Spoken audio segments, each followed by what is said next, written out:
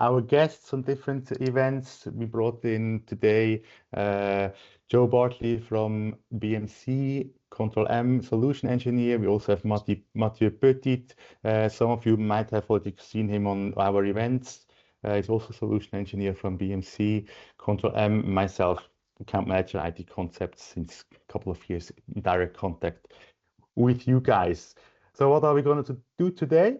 We have two points that we're gonna, or like 5 points even. Now it's introduction, we just did, and we see the unified overview. We jump into Kubernetes and how the data assurance look like. Then we also have some Control M app updates for you. That might also be very interesting since there are like products coming, options coming that might help you in your daily business. And we're gonna summarize the key takeaways as well. In the end, if you have questions, please drop them in the chat. We're gonna have a Q&A session in the end where we take all the questions that come up. All that said, I would say let's kick it off, Joe. Thank you very much, Samuel. So my name is Joe Bartley. I'm a solution engineer. I've been with BMC for 4 years now, based in Ireland. For the last 4 years, I was kind of dedicated purely the last 3 years to SaaS opportunities. So I'm very invested in the SaaS side of things, and that's why I want to start off the call. The first topic of conversation being around unified view. So what is unified view? So SaaS Control M Unified View enables self-hosted Control M customers to run workloads on both self-hosted Control M and SaaS Control M through a single web interface. And why did we come up with this? Or, who are the key candidates or use cases? Well, currently we have some self-hosted customers who want to license SaaS Control M, but for whatever reason, they cannot move 100% of their workflows to the cloud. Could be for regulatory or compliance reasons, or geographic reasons, whatever it may be. Another use case is the complexity of their workflows prevents them from being able to migrate these workflows in a short space of time. So they would prefer a phased approach rather than, a lift and shift or a big bang approach. Another key use case is customers who have an on-premise Control M solution, but they have mainframe workflows which will need to stay on-premise again for whatever that reason may be.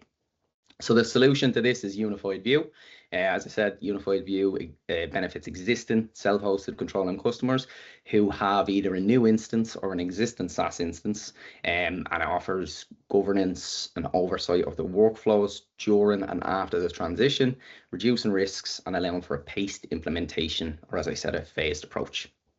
How it's implemented, we'll go through in more detail in a moment. I have an architecture slide that kind of explains it a bit better, but essentially, high level, there's a single enterprise manager which runs in the Control M SaaS tenant, and all your Control M servers, whether they're distributed servers, on-prem, mainframe servers, or SaaS servers, they all connect into the one SaaS enterprise manager. And we'll go through some qualification criteria as well later on in the call.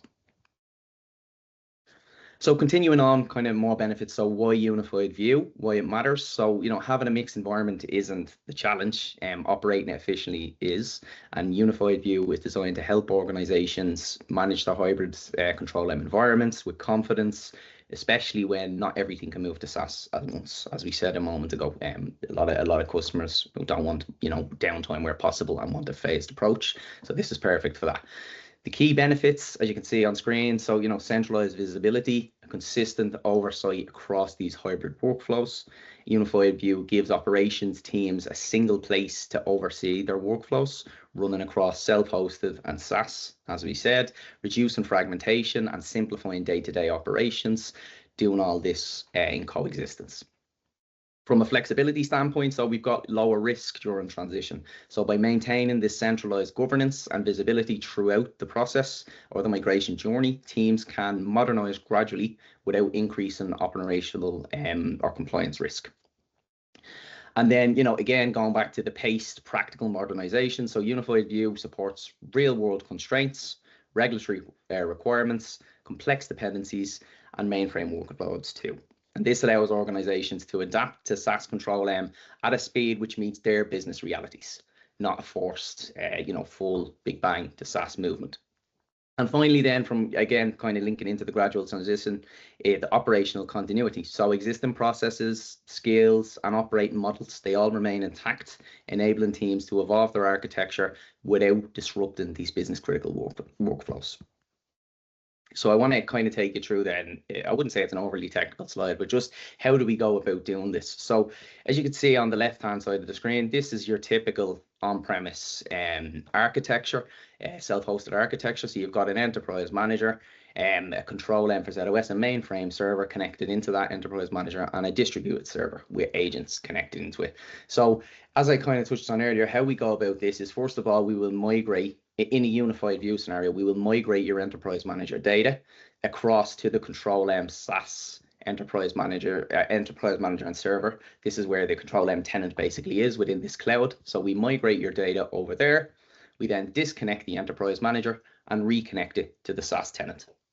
But there's a couple of things that stay the same in the process of this. So what happens then, as you can see, you notice the HTTPS pops up. So then your Control M servers, your self-hosted ones, now are connected via HTTPS to the SaaS tenant. And this follows the same protocol as your server is embedded in the SaaS tenant already. But your HTTPS agents, or your agents, are connected via HTTPS on SaaS. However, and this is kind of the key differentiator, if you notice down here, and this is it, what's kind of attracted a lot of customers to this, is that your agents for your self-hosted servers, despite the server to enterprise manager connectivity moving to HTTPS, your server to agent connectivity can remain on TCP over IP, meaning there's no reconfiguration of these complex workflows or no changing of mainframe workflows, like we said earlier. So super beneficial to lots of customers at the moment. And then for people who aren't familiar with Control M, who may be on the call, we've multiple ways of interacting with the Control M SaaS tenant from an end user point of view. So you can log in via the web client, which Mathieu is going to take you through today, which is our web interface. Or, if your data ops team or your DevOps team would prefer to interact with your workflows and your tenant as code, we have what's called the automation API, which is our jobs as code approach. And essentially what that is you can interact with and build your workflows, define your dependencies, the same as you would in the web client, but you can do it all as code via a JSON format, or we also now have a Python client as a way of doing that too. And then all of your agents then can use our plugins, which are our technologies basically that we have out of the box. But this is just a very, very small snippet. I'll go through these in more detail now as we continue on. So just moving kind of over then to the SaaS side of things. So from my story, when I started, we only had US West Oregon from a data center hosting perspective. So obviously in 3.5 years, we've come on a lot. We then got EU West Ireland, recently North America, we got Canada, and as of version 22, we now have a hosting data center in Sydney too. But a key announcement, or an important announcement, something we've been waiting on, is that in version 2610, which will be October of this year, we're hoping to have the release of high availability multi-region failover coming. So that's something we've been waiting on as well. So again, it's an exciting time to be part of SaaS conversations.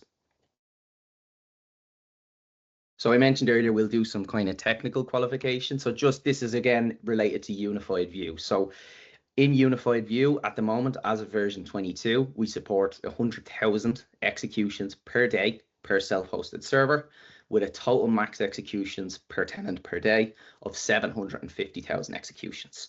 And if you look down the bottom right, where you can see that we can have a max of 10 servers supported per tenant. So again, it's just kind of some threshold figures, but basically if you had, say, 600,000 executions a day, we would divide that over multiple servers so that it could fit into the SaaS tenant. But again, each case is different, and we have teams who would help you work on and deploy the best method for your transition. From a new day perspective, so we can load 20,000 jobs per day per SaaS server. If additional jobs are needed, we can load these or order these via our user dailies. Moving on then to the middle, to the functional criteria.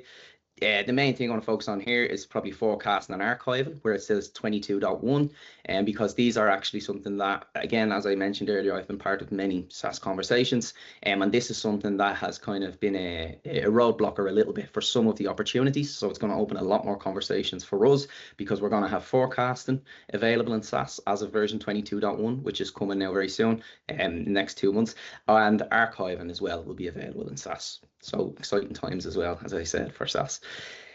From an infrastructure perspective, this is just, again, some technical qualification stuff for to have unified view. So the self-hosted server needs to be Linux, Windows, or a mainframe server. It has to be 21.3 or above. And down the bottom here, if you could see, to move to unified view in 22, your enterprise manager can still be 21.2, but as we said a moment ago, we recommend your server is on at least version 21.3, preferably 22, as all software providers would recommend to get the best performance. So one thing I want to do before I hand over to Mathieu is I just want to show really quickly what this looks like in the SaaS tenant. And before I actually switch over to the tenant, I want to add a key point. So from version 21.3 onwards, we actually introduced what's called reusable agents. So basically what reusable agents are is that the same agent can be used across both SaaS and on-prem control environments, and these agents are visible and managed through the unified view, which we're going to look at now in a moment. So the operations team can have consistent monitoring, control, and again governance across these hybrid workflows without duplicating infrastructure. So what I want to do before I pass to Mathieu for the Kubernetes demo is just really quickly, let's go out of this and pull up the web GUI so I can give you a look. So I'm now within our SaaS production tenant. I've navigated to the configuration domain just before the call. And we're also going to talk about Jet from an AI perspective in SaaS later, and our workflow creator. But for now, just sticking to the unified view approach. So when you go to the configuration domain, and for those who aren't familiar with Control M, the configuration is the backend where we configure the servers, the agents, connection profiles, roles, things like that. But basically, we're trying to adopt, and we have adopted throughout the tool, this dashboard type view of your data, or of your in this scenario, your servers and your agents and things like that. And we also have a dashboard now for the monitoring view and for the file transfer. And basically, it's like this data-driven approach that you can come in and see at 10,000 feet how your environment is doing. So this is an example of it now at work in the configuration domain. So as you can see, even though we're within a SaaS tenant, we have access to our self-hosted Control M servers. So if I click on these here, again, like this is what we've been talking about throughout. So we can see I have 2 self-hosted servers here, and I can view them. I can view the status of them in the SaaS tenant. I can see one of these is mainframe, exactly like our scenario a moment ago, and one is a Linux server. Or I can briefly then switch to SaaS, and I can see we only have one configured in SaaS. But again, if you had multiple, if you had a very busy environment, and like we said, you had the need for multiple servers here, you could also see all your SaaS servers here too. So that's one way of looking at the unified view. Another thing I spoke about, so reusable agents. So when we go into agents here, we can briefly see which Control M server they're aligned to. But what I wanted to show was this here. So this is cool because this, the one that says SQL Win and Aura Win, if you notice it has 1 and 1 beside it, this is an example of a reusable agent. So this lets us know that this agent can be used on premise and in SaaS too. So that's an example of what we were talking about a moment ago. And then really quickly, before I pass to Mathieu, I just wanted to show our viewpoint dashboard. So if I create a viewpoint, again, the monitoring domain is where we monitor our workflows once they've ran, and or whether they've ran based on an event or ran based on scheduling. But there you go. We could filter here by, again, this was our SaaS and this was our on-prem server, and then we could filter and open a viewpoint based on the 2 servers. So you've got your on-prem and your SaaS environment in the your workflows in the one interface. So I just wanted to show that really briefly. Now I'd like to pass to Mathieu to take you through his Kubernetes demo. Yes, hello, bonjour, guten Tag. I'm going to share my screen now. Tell me, Joe, if it's okay. Yes. Looks good. Okay. So Control M for Kubernetes, it's not something new. It exists for 2 years, and the solution evolves every quarter. So it's a good refresh, I think. So what challenges are you facing when you're trying to manage workload automation in Kubernetes? If you have to build a solution from scratch, from Docker file till solution deployment in Kubernetes, it can be complex. You may not have all the skills in your organization. And good news, BMC solution is ready to use. You don't have to customize it. The monitoring can be tricky because from Kubernetes is or OpenShift is a closed world. From Kubernetes, you cannot stick to Kubernetes dashboard. So monitoring workload inside Kubernetes is not easy. Fortunately, we have Control M monitoring and SLA management in Control M. And which container engine are you going to choose? Rancher, Kubernetes, Azure, AKS, AWS EKS? We don't care. We are compliant with any Kubernetes engine. There is a minimum release of Kubernetes API. Okay. Then to manage hybrid workflows, Kubernetes cron jobs, by instance, cannot do that. Because Kubernetes jobs, it's like a cron tab on Linux. It is limited to Kubernetes domain. So if you have to manage dependencies to Windows, Linux machine, AS400, or public cloud, you can't do that inside Kubernetes. So that's why using the Control M solution is very good, I think, because you can manage dependencies across all these environments.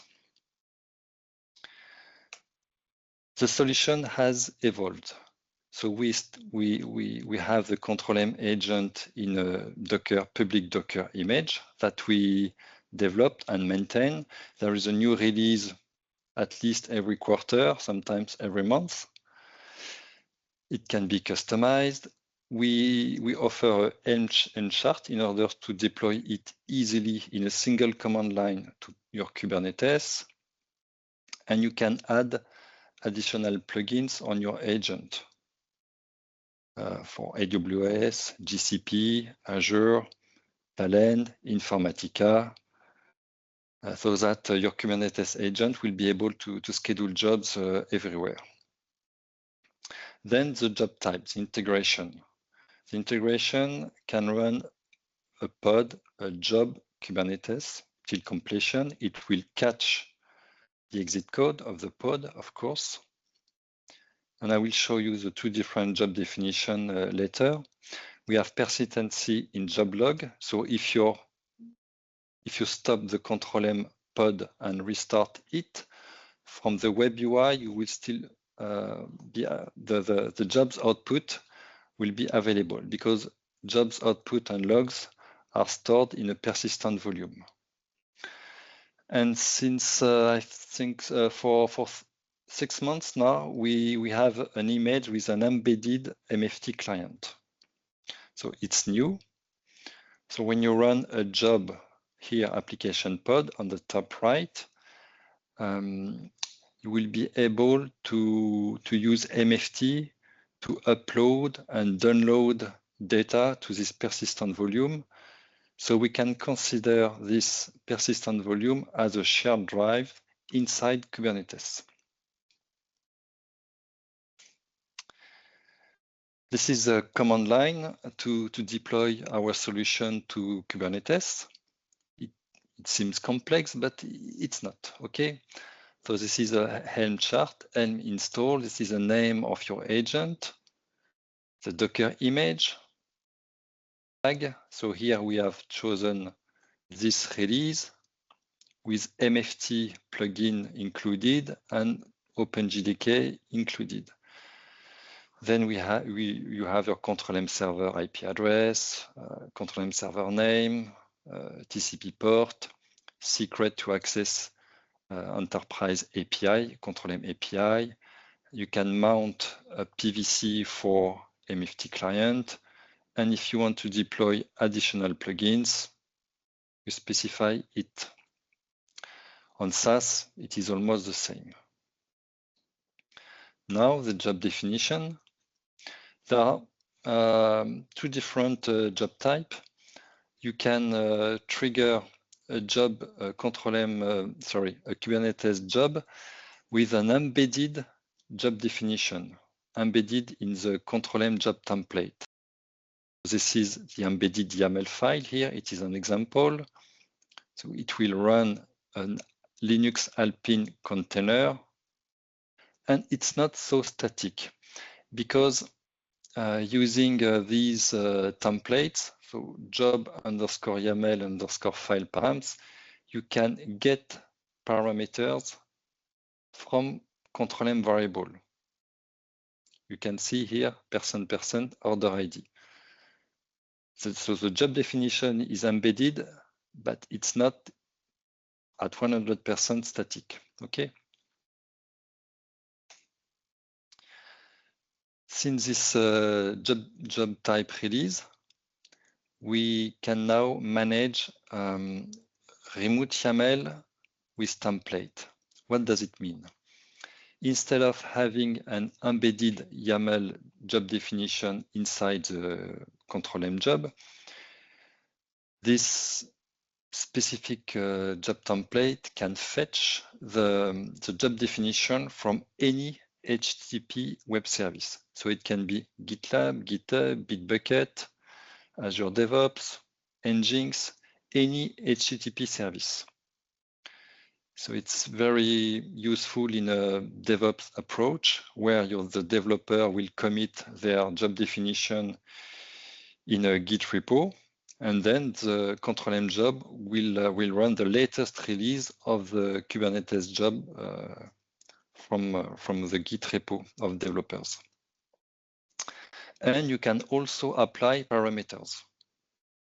You can see here control M variable, sleep, and it will be applied on the YAML of Kubernetes job definition. And you can recognize here it's the name of the branch. The repo of the Git is a variable. So here we are managing the Git repo, the Git branch, and additional parameters for the job. And on the right, you can see the connection profile to handle the credential, the connection to the remote web service. So we are managing basic authentication, auth2. So for Git, GitLab, Bitbucket, it's auth2 authentication. Now I'm going to run a demo of, I'm going to run two jobs. First, this is a Docker hub, the public Docker hub, and you will find the control M agent image here. So this is for the SaaS agent and on-prem agent. You can see here Helix agent, but it's going to be deprecated because Helix has been renamed as SaaS. Okay, so you can focus on SaaS agent and on-prem agent here. On the right, you can see a new image, control M event handler. It's another topic that Joe will cover in a few minutes. So when you click on the on-prem agent, you can see the different release. January, February, November, etc. The tag, so with or without MFT. So you select your image you want to deploy. Okay, I'm going to run two jobs now. I'm opening my my folder. So let's run this job. It will get the control M job, the Kubernetes job spec from Azure DevOps. Branch main. Let's start it.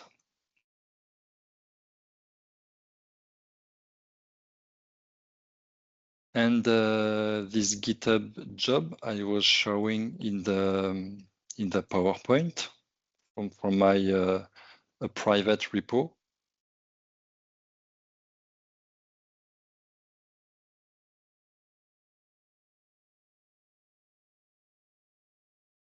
This is my viewpoint.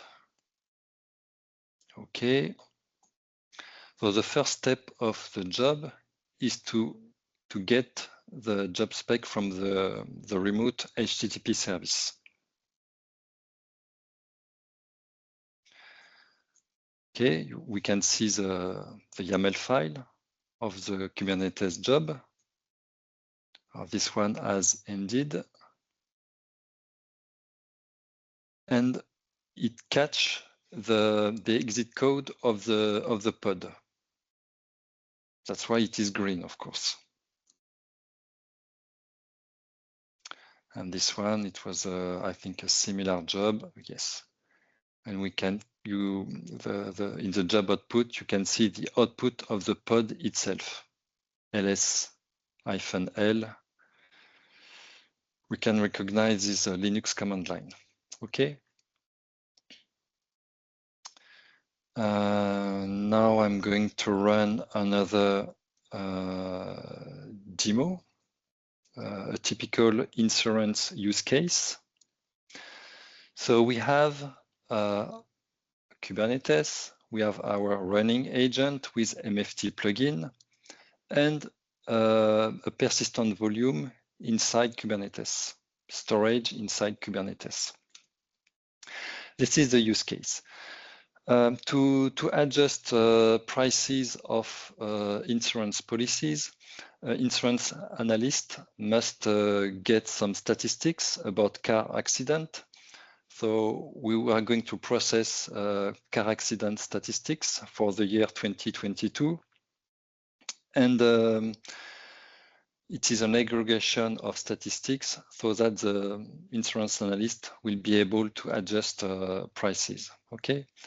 So I'm going to use the MFTE portal. So MFTE is the B2B portal for MFT. It manages file exchange between your organization and external partners.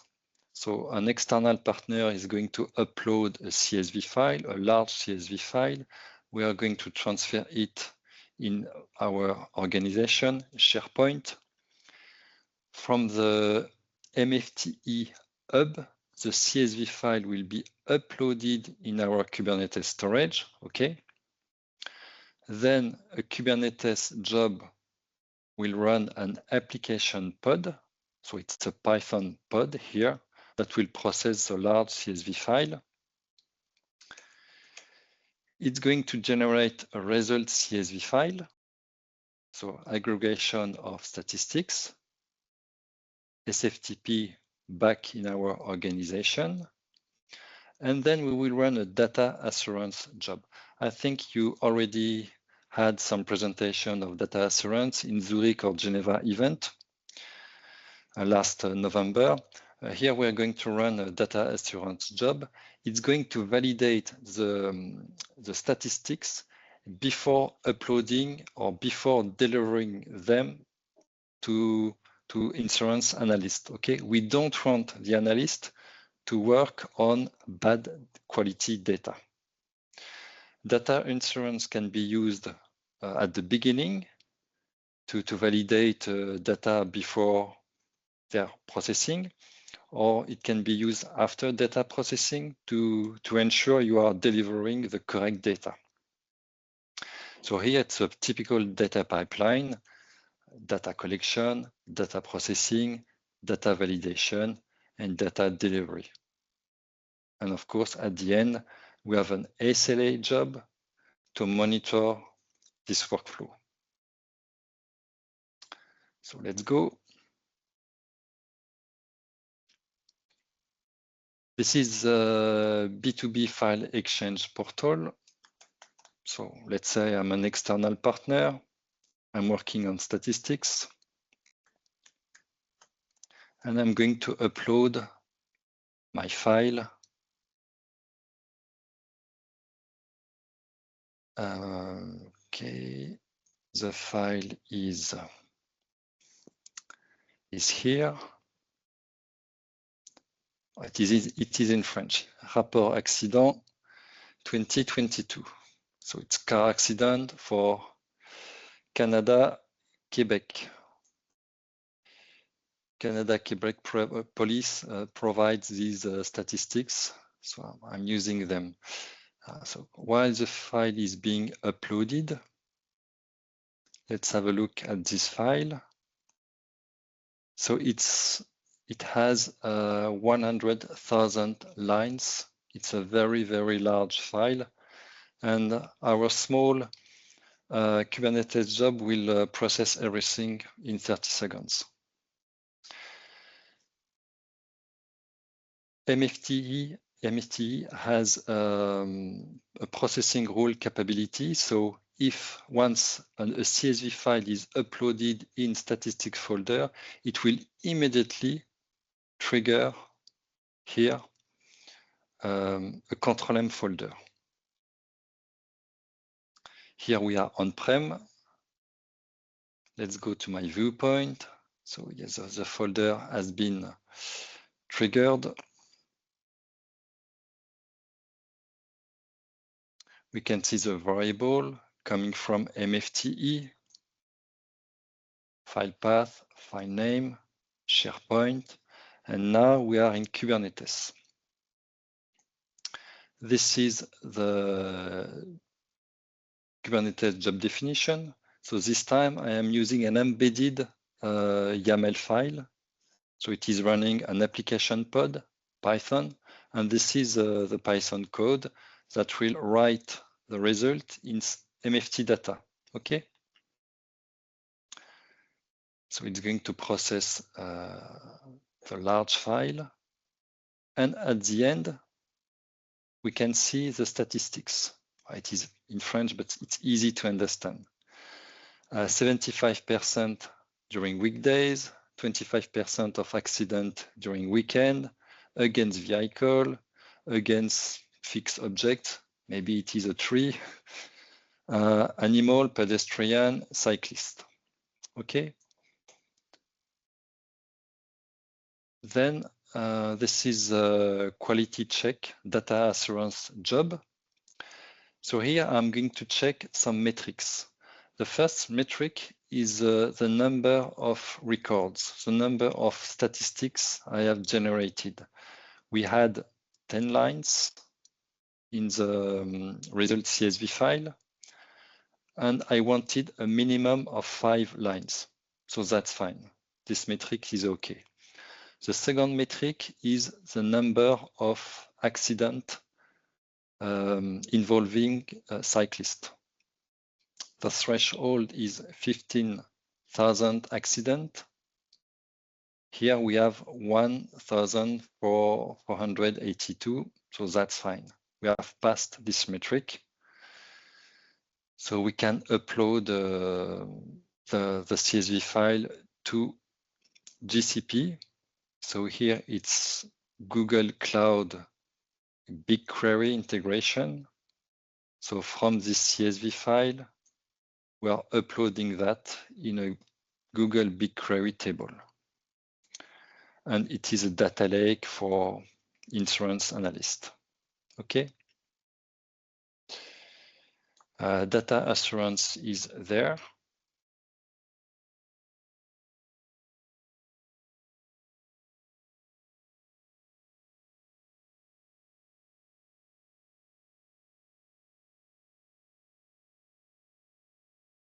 Find your data set, your metrics, your threshold. You have your connection profile coming from Control M, and you can monitor the evolution of your metrics from data assurance. So last slide, Joe. So this is our metrics we use during the demo. You can see the record count. So it's data assurance as a formula, exactly like in Excel, minimum, maximum, average, like in Excel. So here you are making sure we have at least 5 lines.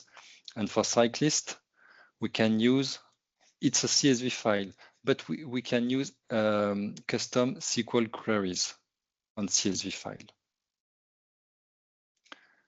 Okay, that's all, Joe. You can share your screen. Thank you, Mathieu. That's a very good demo. Really cool. And consolidating 100,000 lines of code. I love it. So continuing on then for myself, so just a couple of slides to go through and then we'll do a Q&A. So I just wanted to take you through a Control M update, if you will, which is something we're very excited about. So it is the event-driven workflow capability that we've released in January of this year. So why we think this is going to be big is because now Control M has the capability on-prem and SaaS to have this event-driven platform.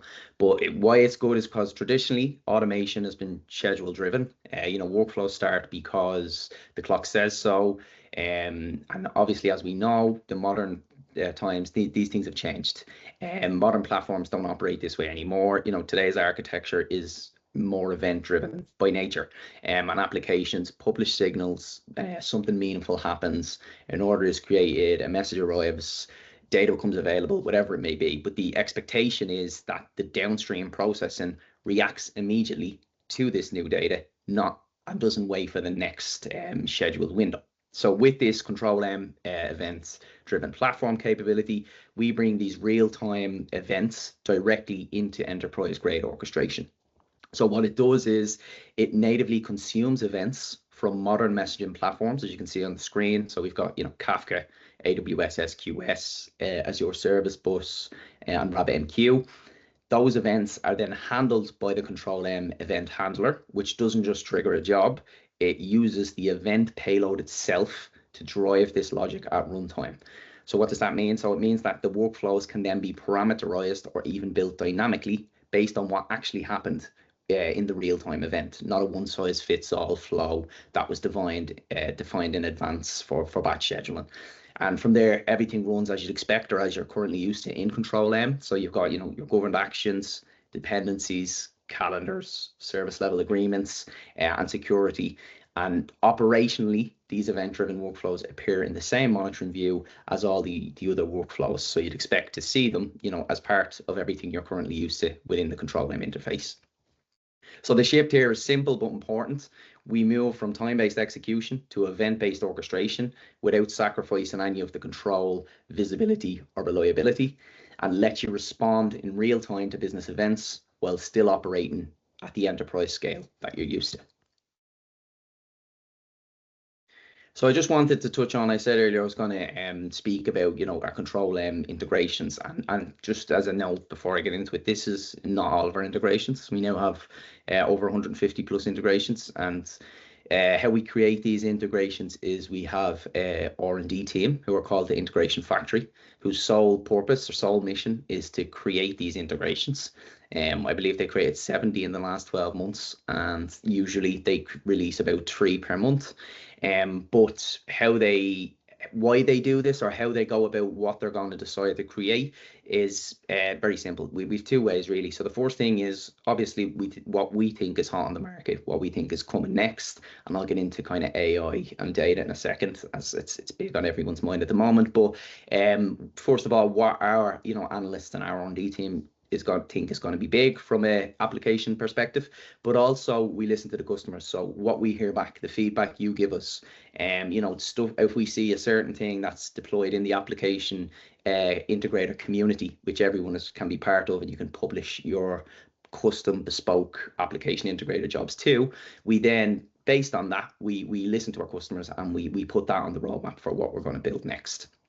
But how these integrations are built, so when we say out-of-the-box integrations, it's essentially the technology badge you're seeing on screen.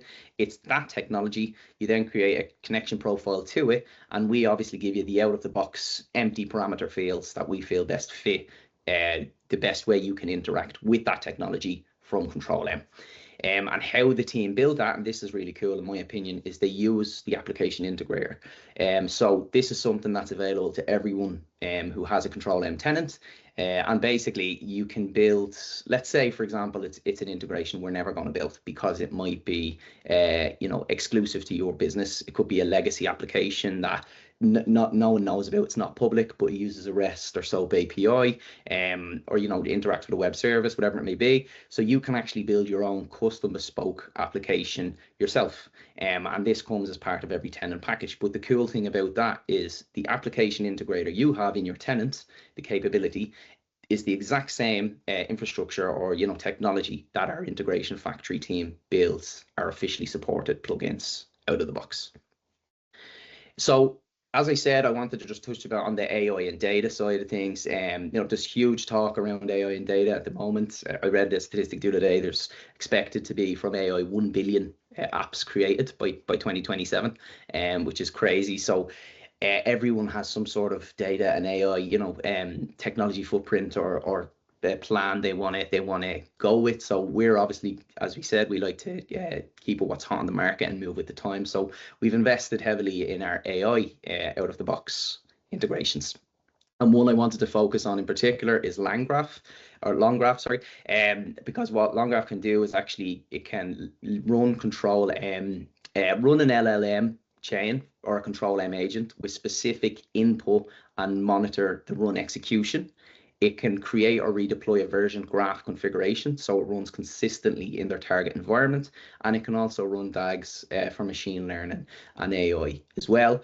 But it's something that I think from an on-premise perspective as well, a lot of customers are adopting in order to kind of have some sort of large language model in their on-premise solution.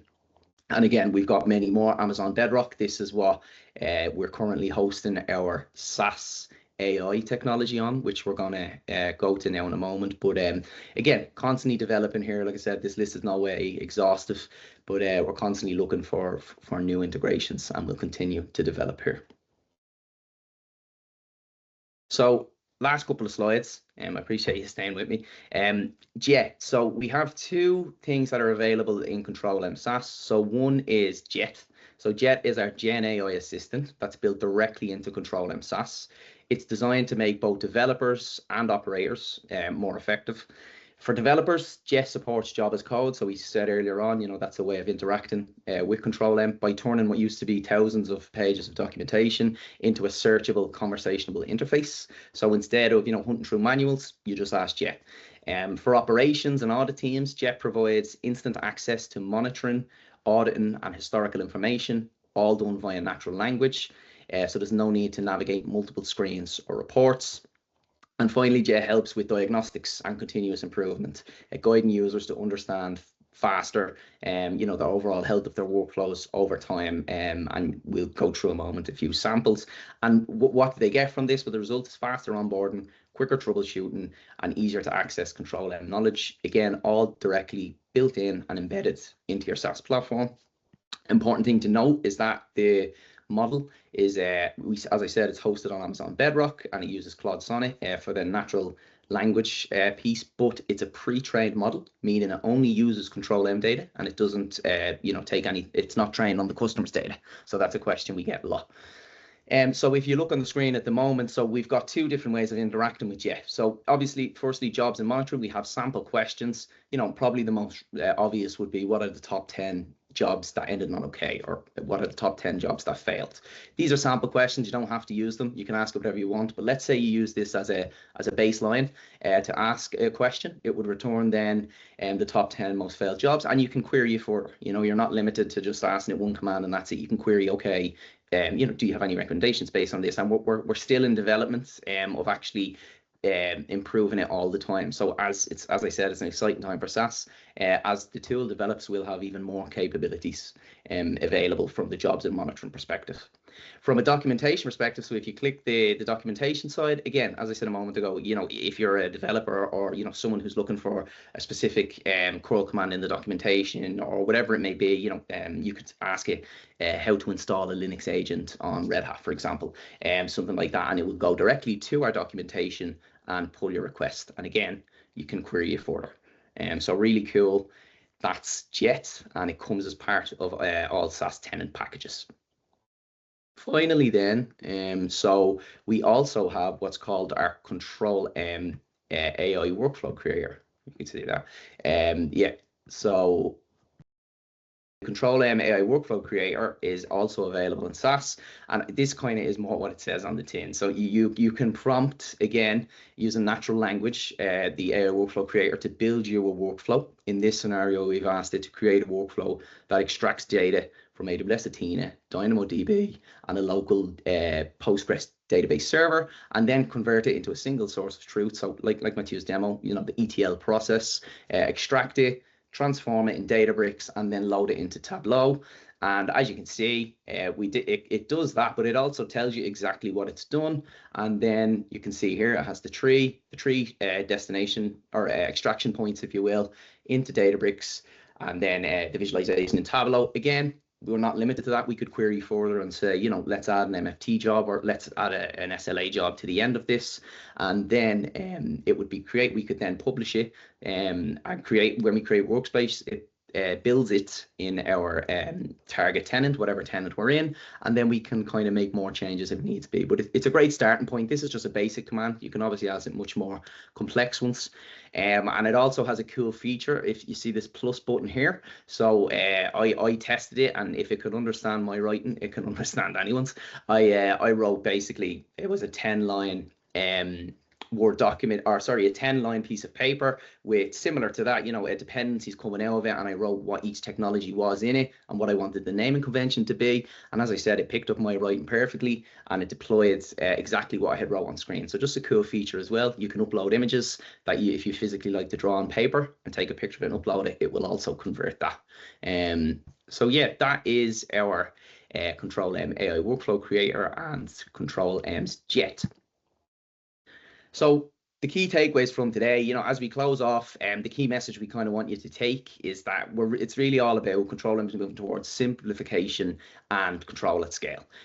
What we showed in Control M, you know, brings all the workflows together under a unified view, giving us this single operational view, whether you run on-premise, in the cloud, or in SaaS, giving leadership this consistent visibility and governance across the entire estate. We also demonstrated through Mathieu's demo how the platform now aligns natively with, you know, cloud native and Kubernetes environments, integrating file transfer into that now too. So many organizations can now modernize without actually adding the overheads or fragmented tool needed with MFT. We also showed the shift from traditional scheduling to event-driven orchestration, again allowing businesses to respond in real time to what's actually happening, and not just you know, batch scheduling or waiting on the clock to actually run the workflows. On top of that, data assurance, Mathieu touched on. This ensures that decisions are driven by trusted data, stopping issues early before they create operational, financial, or reputational risk, or they continue downstream with wrong data. And finally, then we touched on the AI built into our SaaS platform and how it becomes easier to operate, faster to adopt, using natural language to understand, monitor, and build workflows rather than relying on deep specialist knowledge. So taking all that, you know, if we want to wrap together, taking all this together, it's about, as we said, giving organizations the confidence, the agility, and the control as they scale automation increasingly across these complex environments. So that's all from myself. I'll pass back to Samuel now to see if we've any questions or answers. Fantastic. Thank you so much, Joe and Mathieu. To the round, we opened the round now for a couple of minutes. No questions have been handed in so far.